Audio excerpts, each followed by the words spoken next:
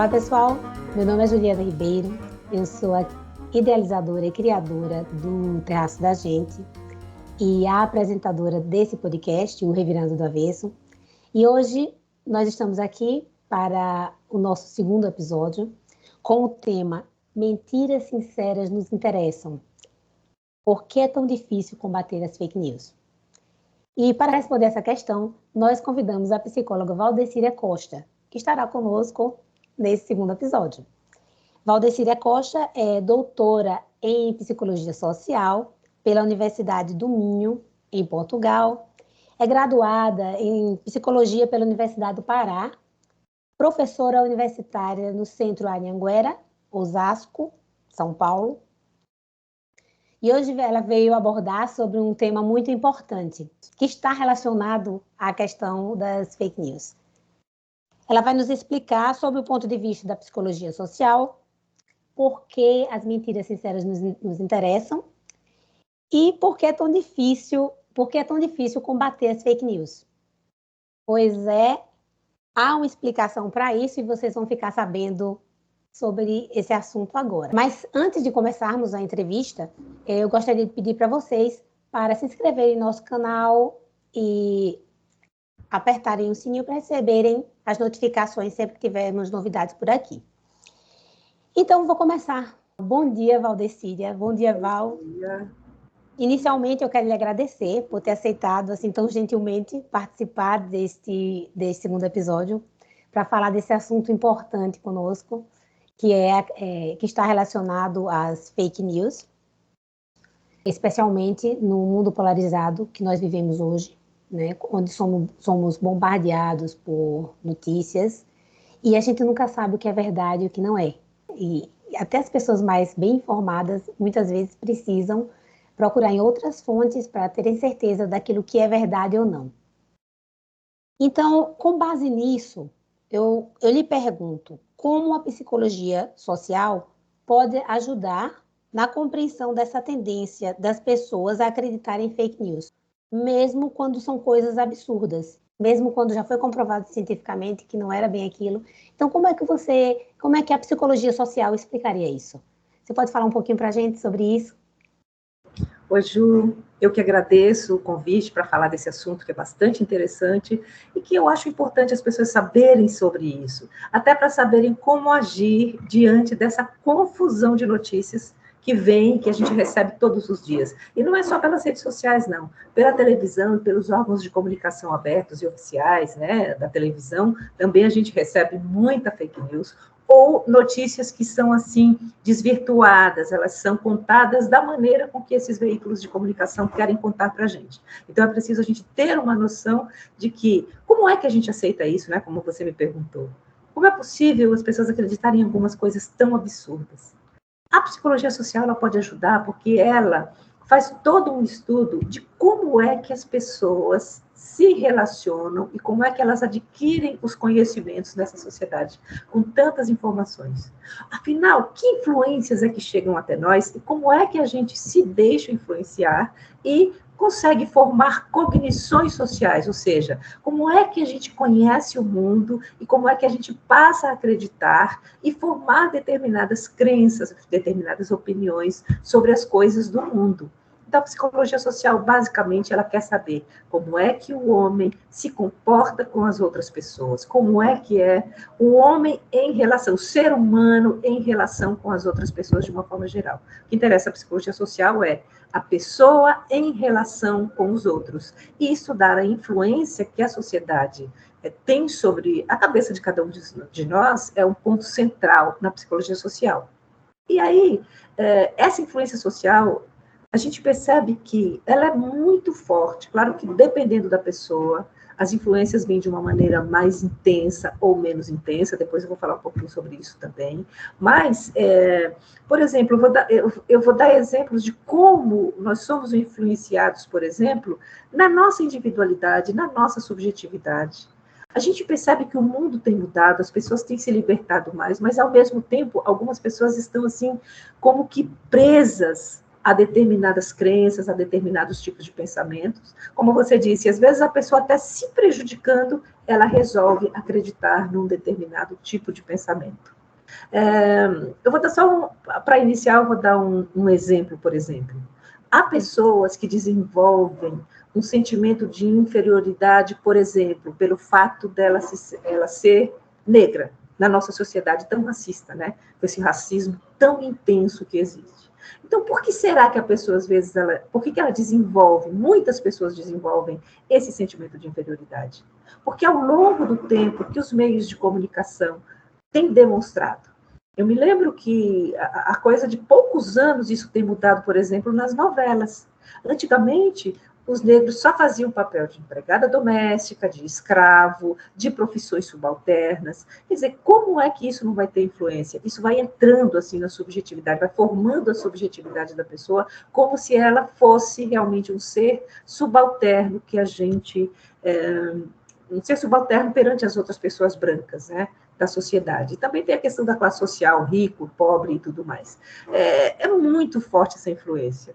E todo esse movimento pela representatividade das pessoas negras, por exemplo, tem sido muito forte ao ponto de você perceber hoje em dia o quanto as pessoas estão começando a se autovalorizar.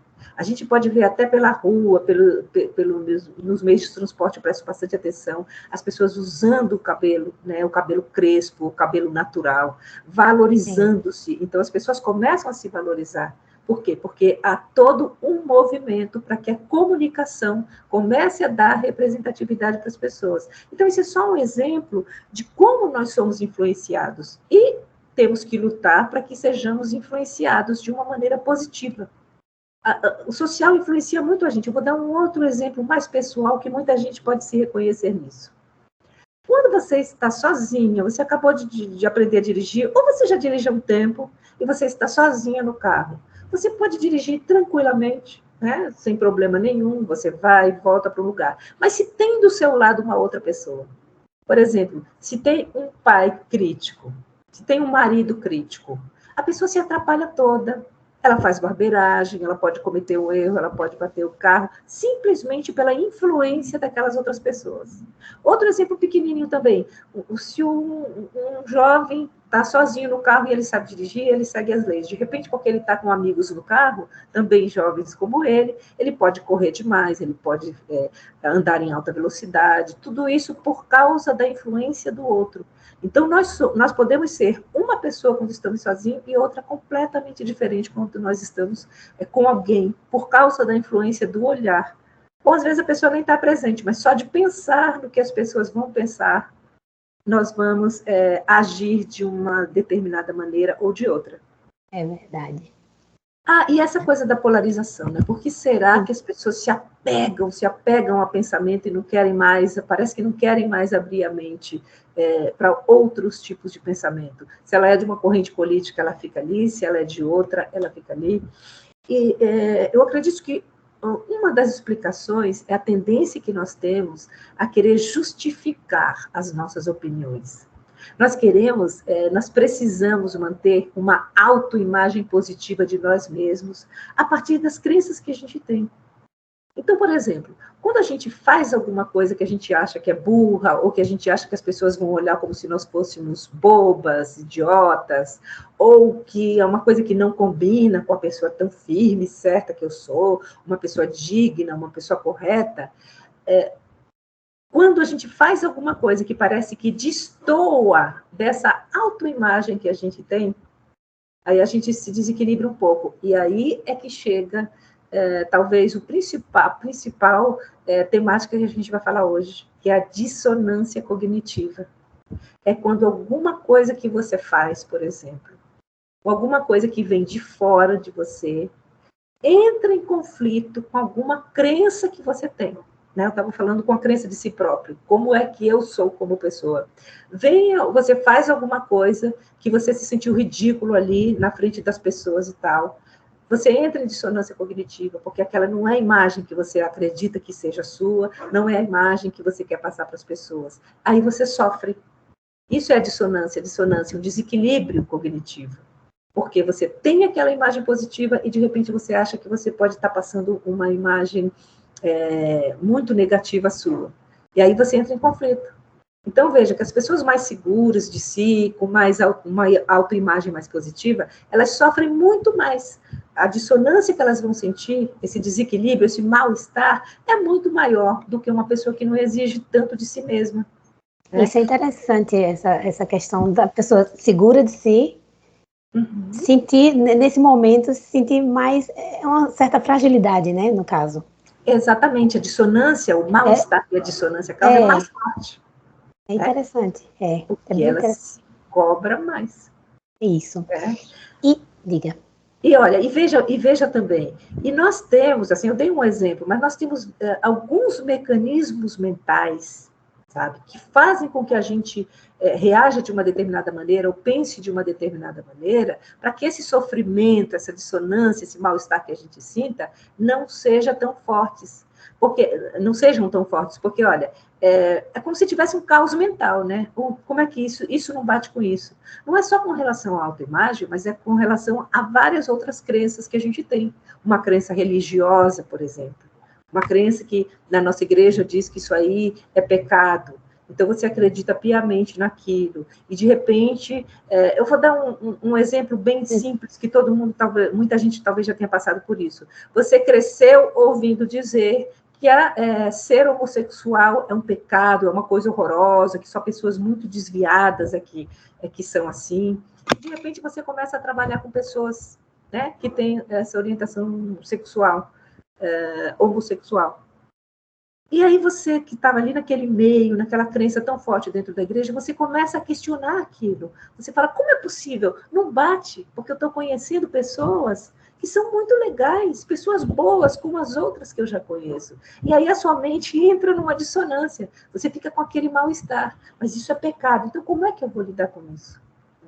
E aí é que a gente pode começar a mudar, depois eu vou falar um pouquinho mais como é que a gente pode mudar isso, né? Mas eu gostaria de falar só de mais 2 mecanismos mentais também que a gente utiliza para vencer esses impasses, esse desequilíbrio mental, né? Essa dissonância cognitiva que às vezes acontece com a gente. Lembrando que esses mecanismos que a gente usa, eles são inconscientes. Não é por querer que a gente começa a procurar as respostas, ou uma saída para esse mal-estar. Por exemplo, tem o que a gente chama na psicologia social, que é do viés do ponto cego. Quando a pessoa, alguma coisa causa dissonância, ela simplesmente fala, não, era aquilo mesmo, eu estava certa, é a minha crença que está certa, e ela se fixa mais ainda, né? E acha que ela está certa, e ela não quer ver outras coisas, ela quer ficar ali, naquilo, porque para ela é mais confortável. E a gente chama isso também, assim, é um pouco de realismo ingênuo. A pessoa acha que ela sabe o que é a realidade e que a realidade é aquela e que ela não precisa saber de outras coisas além disso, né? Então, esse é o viés do ponto cego. Tem o viés de confirmação também. Esse é importante eu falar. Esse é importante por quê? Porque tem muito a ver com a questão da polarização política que a gente vive hoje. Porque o viés da confirmação, ele é muito utilizado por quem tem poder, por quem tem interesse financeiro, por quem quer conduzir pessoas, quem quer pastorear pessoas para que sigam aquilo que ela está pensando. Por quê? Porque nós temos uma tendência a procurar coisas que se encaixem no que a gente já acredita.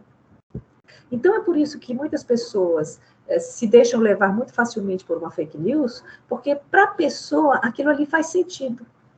Né? Então, se aquilo faz sentido para mim, então eu vou tentar ouvir só pessoas que falam aquilo que faz sentido para mim. Então, se o pobre, exemplo, o pobre recebe auxílio social porque ele é um folgado. E você, que não é rico nem nada, mas paga os seus impostos, sabe que está ganhando pouco, sabe que está arcando com muitas coisas na sociedade, ao invés de você questionar quem está em cima, é muito mais prático a gente entrar em determinados discursos do tipo, eu que pago para esse folgado. Essa pessoa recebe auxílio e não quer trabalhar. Então, eu vou procurar pessoas que falem a minha linguagem. Então, você acaba ficando num extremo de que você é uma pessoa contra qualquer tipo de auxílio, contra os outros. Você esquece de falar sobre solidariedade, sobre apoio mútuo, sobre preocupação e igualdade social, mas você começa a ouvir, você se fecha numa bolha de informação, né? Esse é um termo que estão usando muito ultimamente. Então, você se fecha naquela bolha. Então, só de você ver alguém que fala coisas diferentes, você não quer nem ouvir, você apaga, você muda de vídeo, se você estiver no YouTube, se estiver em qualquer outra rede social, você apaga aquilo porque você não quer ouvir aquilo. Então, isso se chama um mecanismo mental, viés de confirmação. Né? E tem muitos outros vieses que agora, né, estenderia muito se eu fosse dar de exemplo para vocês. E para que as pessoas entendam um pouco melhor, certo? Você poderia dar mais exemplos sobre essa questão da dissonância cognitiva, mais exemplos práticos? Sim.